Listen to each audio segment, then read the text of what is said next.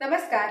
सर्वप्रथम तुम्हा सर्वांना नवरात्री निमित्त आणि दसऱ्या निमित्त माझ्याकडून खूप खूप शुभेच्छा. दरवर्षीप्रमाणेच याही वर्षी दसऱ्याला तुम्ही तुमच्या मनातल्या शंका आणि मधुमेहाबद्दलचे गैरसमज यांची सीमा उल्लंघून नवीन नॉलेज घेऊन, अवेअरनेस घेऊन डोळसपणे मधुमेहाचं नियोजन कराल याची मला खात्री वाटते. यासाठी सुद्धा तुम्हाला माझ्याकडनं शुभेच्छा आणि आमच्या चॅनलवरचे व्हिडिओज तुम्हाला यासाठी नक्कीच मदत करतील. चला या नोटवरती आजच्या व्हिडिओला सुरुवात करूयात. आजचा व्हिडिओ सुद्धा आहे दसरा स्पेशल आणि तोही मधुमेहींसाठी.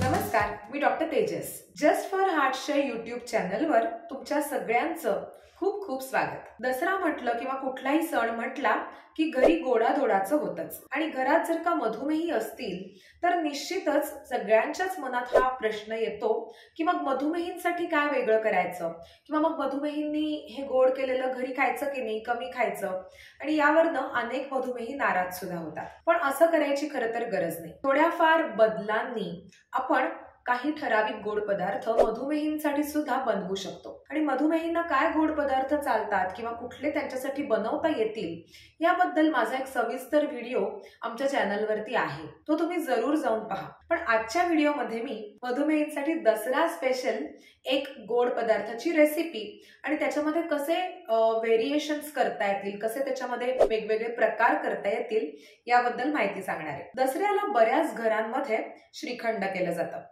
आणि श्रीखंड तुम्हाला सहजगत्या डायबिटीज फ्रेंडली बनवता येतं. ते कसं हे आपण बघूयात. यासाठी पहिल्यांदा श्रीखंडामध्ये नेहमीच्या काय काय वापरतात हे डोळ्यासमोर आणूयात. श्रीखंडाचा बेसिक इन्ग्रेडियंट असतो तो म्हणजे चक्का, आणि चक्का बनवतात दह्यापासून. साधं आपलं दही जर तुम्ही बांधून ठेवलं घट्ट तर त्यातलं पाणी बहुतांश निघून जातं आणि जो घट्ट भाग राहतो दह्याचा त्याला चक्का म्हणतात. मुळातच दह्यामध्ये कर्बोदकांचं प्रमाण तुलनेनं कमी आहे आणि जर का दह्याचा तुम्ही चक्का बनवलात तर त्यातही पर्यायाने कर्बोदकांचं प्रमाण कमी असणार आहे.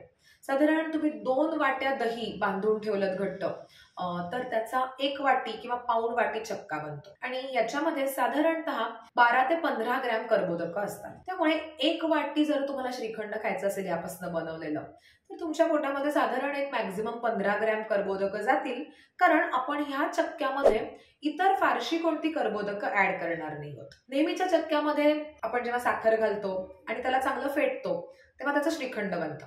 पण मधुमेहींसाठी आपल्याला जे श्रीखंड बनवायचंय त्यात अर्थातच आपण साखर वापरणार नाही आहोत. मग त्यासाठी तुम्ही चक्क्यामध्ये वेगवेगळ्या प्रकारचे स्वीटनर्स वापरू शकता. आणि स्वीटनर्स वापरताना मधुमेहींसाठी कोणते स्वीटनर चांगले किंवा कोणते स्वीटनर टाळायला पाहिजेत याबद्दल सुद्धा माझा व्हिडिओ जरूर तुम्ही बघायला हवा, कारण याच्यामध्ये डिटेलमध्ये माहिती दिली आहे. पण आज थोडक्यात एवढंच सांगते की जे स्वीटनर्स मधुमेहींना चालण्यासारखे आहेत, म्हणजे थोडक्यात सांगायचं झालं तर सुक्रालोज किंवा स्टिविया हे जे स्वीटनर्स आहेत, तर या प्रकारचे जे सॉलिड स्वीटनर्स मिळतात ते शक्यतो श्रीखंडासाठी वापरावेत.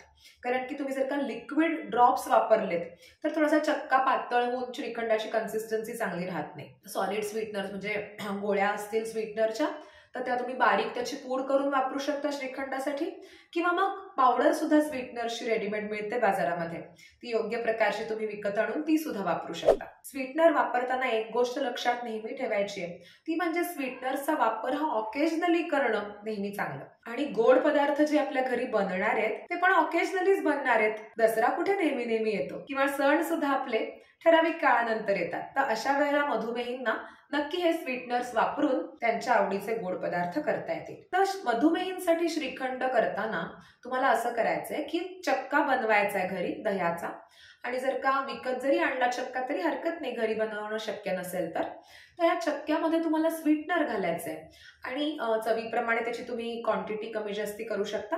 पण साधारण 1 वाटी जर का तुमचा चक्का तयार झालेला असेल तर त्याला अर्धा चमचा किंवा फार पाऊण चमचा स्वीटनर पण पुरेसं होतं. तुमच्या प्रकारानुसार स्वीटनरचे हे प्रमाण बदलू शकतं, त्यामुळे तुम्ही चव बघून ते ठरवा. आणि हे छान मिक्स करून फेटून छान त्याच्यामध्ये तुम्ही चवीसाठी वेलदोड्याची पूड घाला, थोडंसं केशर घाला दुधामध्ये, किंवा दुधाचा अगदी अर्धा चमचा दुधामध्ये केशराच्या काड्या मिक्स करून ते तुम्ही घाला श्रीखंडामध्ये की त्याला छान रंग सुद्धा येईल. बरेच जण श्रीखंड करताना केशरचं सिरप वापरतात. तर कोणतंही सिरप असलं की त्याच्यात साखर असते हे लक्षात ठेवून सिरप न वापरता ओरिजिनल केशराच्या काड्या थोड्याशा दुधामध्ये किंवा कोमट दुधामध्ये घालून थोडा वेळ ठेवून मग त्या वापराव्यात. म्हणजे श्रीखंडाला रंगही चांगला येईल आणि कुठल्याही प्रकारची साखर पोटात जाणार नाही. ही झाली मधुमेहींसाठी श्रीखंड बनवण्याची सोपी पद्धत. आता ह्याच्यात तुम्ही अजून व्हर्जन्स वेगवेगळे करू शकता. म्हणजे याला वेगवेगळे फ्लेवर्स आणू शकता किंवा ह्याच्यात थोडीशी अजून तुम्ही काहीतरी तुमची आयडिया वापरून बदल करू शकता. तर ह्याच्यात अजून काय ऍड करता येईल? थोडंसं स्वीटनर घालून त्याच्यामध्ये काही तुम्ही नट्स घालू शकता. म्हणजे बदामाचे काप घालू शकता, पिस्ता घालू शकता किंवा काजूचे तुकडे घालू शकता. असं श्रीखंड सुद्धा छान लागतं. बरेच जण श्रीखंडामध्ये चारोळी घालतात. चारोळी सुद्धा घालायला हरकत नाही. हे सगळे नट्स आणि सीड्स आहेत, ह्याच्यामध्ये कर्बोदकांचं प्रमाण खूप कमीच आहे. त्यामुळे मधुमेहींसाठी हे नट्स वापरायला काहीच हरकत नाही. अजून श्रीखंडाचा वेगळा प्रकार तुम्हाला असा करता येईल तो म्हणजे फ्रूट खंड. म्हणजेच श्रीखंडामध्ये किंवा या चक्क्यामध्ये तुम्हाला फळं घालायची आहेत त्या फेटून झाल्यानंतर. आणि फळं जर का तुम्ही वापरणार असाल तर थोडं स्वीटनर कमी लागणार आहे तुम्हाला, कारण फळांचा गोडवा ऑलरेडी उतरणार आहे त्या फ्रूट खंडमध्ये. तर श्रीखंडामध्ये कोणती कोणती फळं वापरू शकता तुम्ही? आता या सीझनमध्ये बघायचं झालं तर सफरचंदाचे छोटे छोटे तुकडे करून तुम्ही वापरू शकता किंवा डाळिंब सोलून डाळिंब घालू शकता. अगदी पेरूचे बिया काढून छोटे छोटे तुकडे तुम्ही केले तर ते सुद्धा तुम्हाला श्रीखंडामध्ये घालता येतील. याबरोबरच पेरचे तुकडे किंवा अगदी ड्रॅगन फ्रूटचे तुकडे, केळ्याचे सुद्धा थोडे तुकडे घालायला हरकत नाही. अगदी तुम्ही अर्ध्या किंवा पाव केळ्याचे तुकडे घातल्याने फार काही कर्बोदक पोटात जाणार नाहीये. चिक्कूचे तुकडे घालू शकता. चिक्कू पण वापरताना शक्यतो अर्धाच चिक्कू वापरा, म्हणजे फार कर्बोदक पोटात जाणार नाहीत. तर कुठल्याही फळाचे छान तुकडे तुम्ही श्रीखंडामध्ये घातलेत तर त्याला एक वेगळा फ्लेवर, वेगळा रंग आणि अपिअरन्स मिळणार आहे. आणि यामुळे ते श्रीखंड अजून चविष्ट होणार आहे आणि पौष्टिक होणार आहे हे सुद्धा नक्की. याबरोबरच श्रीखंडाचं शेवटचं एक अजून व्हर्जन नवीन तुमच्यासाठी, ते म्हणजे सब्जा घालणं श्रीखंडामध्ये. सब्जा, चिया सीड्स, तुळशीचं बी याच्यात काय फरक आहे आणि सब्जाचा वापर कसा करावा आहारात याबद्दल माझे जुने व्हिडिओ जरूर बघाच तुम्ही. पण सब्जामध्ये फायबर्सचं प्रमाण चांगलं आहे आणि श्रीखंडाबरोबर सब्जा चांगला लागतो सुद्धा, म्हणजे कॉम्बिनेशन पण चांगलं लागतं. दुधाच्या सगळ्याच पदार्थांबरोबर सब्जा चांगला लागतो. तर श्रीखंड तुम्ही जेव्हा बनवाल तेव्हा ते झाल्यानंतर तयार त्याच्यात थोडासा अर्धा चमचा सब्जा पाण्यात भिजवून तो फुगला की तो घालू शकता आणि त्याचाही तुम्ही आस्वाद श्रीखंडाचा वेगळ्या प्रकारे घेऊ शकता. तर ह्या होत्या डायबिटीज फ्रेंडली श्रीखंडाच्या काही सोप्या रेसिपीज बघून तुमच्या लक्षात आलंच असेल, हे श्रीखंड करणं हे काही फार अवघड काम नाही आणि वेळखाऊ पण नाही. थोड्याच वेळात होणारं, पटकन होणारं हे काम आहे. त्यामुळे या दसऱ्याला या रेसिपीज तुम्ही जरूर ट्राय करा आणि तुमचा अनुभव मला कमेंट्स मध्ये जरूर कळवा. जर तुम्ही बिफोर आफ्टर शुगर चेक केलीत ह्या प्रकारचं श्रीखंड खाऊन तर तुमच्या लक्षात सुद्धा येईल की खरंच याचा रक्तातल्या साखरेवर काय परिणाम होतो. तेही मला कमेंट्स मध्ये नक्की कळवा. तुमच्या प्रतिक्रियांची मी वाट बघते. चला, थांबण्यापूर्वी आपल्याला मागच्या सोमवारच्या क्विजचे विनर बघायचे. दर सोमवारप्रमाणेच मागच्याही सोमवारी आमच्या युट्यूब कम्युनिटीमध्ये आणि फेसबुक चॅनलवरती आम्ही पुढचा प्रश्न पोस्ट केला होता आणि तो प्रश्न असा होता की रक्तातली साखर कमी होण्याची म्हणजे हायपोग्लायसेमियाची कारणं कोणती? आणि याचं उत्तर अनेकांनी छान द्यायचा प्रयत्न केलाय. हायपोग्लायसेमियाची कारणं खरं तर मधुमेहींमध्ये मोस्टली दिसतात, कारण मधुमेहींची काहीतरी ट्रीटमेंट सुरू असते, गोळ्या औषधं किंवा इन्शुलिन सुरू असतं, त्यामुळे रक्तातली साखर कमी व्हायची शक्यता जास्त असते. इतरांमध्ये हायपोग्लायसेमिया फार कॉमन नाही. मधुमेहींमध्ये मग रक्तातली साखर कमी का बरं होते?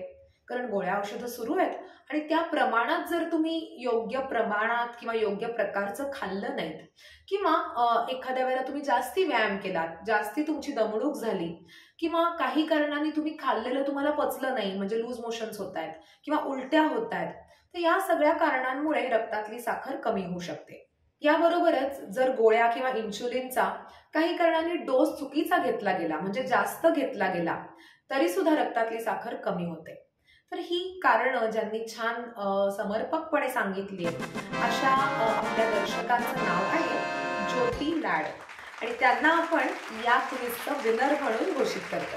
तुमचे खूप खूप अभिनंदन. असंच दर सोमवारी 52 सोमवार आम्ही तुमच्यासाठी एक प्रश्न पोस्ट करणार आहोत आणि त्याचं उत्तर पुढच्या मंगळवारच्या व्हिडिओमध्ये सांगणार आहोत.